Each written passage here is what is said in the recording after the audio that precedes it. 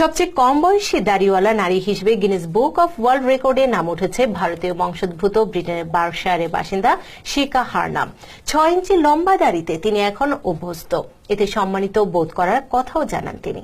বিস্তারিত জানাচ্ছেন মুনাজ্জিল রিয়াদ।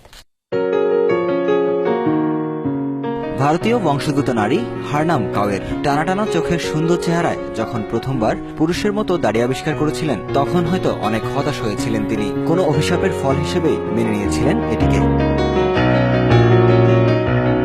কিন্তু যে দাড়ির জন্য একটা সময় সবার হাস্যরসের শিকার হতে হতো, সেটাই তার জীবনে আশীর্বাদ হিসেবে দেখা দিবে তা হয়তো ভাবেননি কোনোদিন। কিন্তু এমনটি ঘটেছে 24 বছর বয়সী হারনাম কাউরের জীবনে।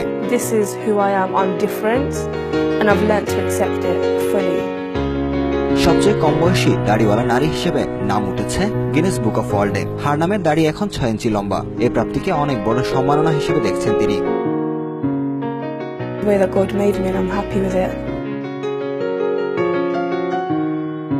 ছোটবেলা থেকেই মডেল হারনাম কাউর হরমোনজনিত পলিসিস্টিক ওভারি সিনড্রোমে আক্রান্ত, আর তাই ছোট থেকেই শরীরে অস্বাভাবিক লোমের উপস্থিতি। শুরুতে লুকানোর চেষ্টা করলেও সময় গড়ানোর সাথে সাথে দাড়িতে অভ্যস্ত হয়ে পড়েন তিনি।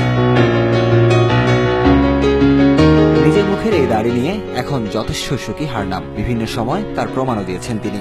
দাড়িওয়ালা নারী হিসেবে 2016 সালের মার্চে লন্ডন ফ্যাশন উইকে প্রথমবার শিখদের পাগড়ি পরে রানওয়েতে হেঁটেছিলেন তিনি। মুনাজ্জিল রিয়াদ, TVN24 নিউজ ডেস্ক।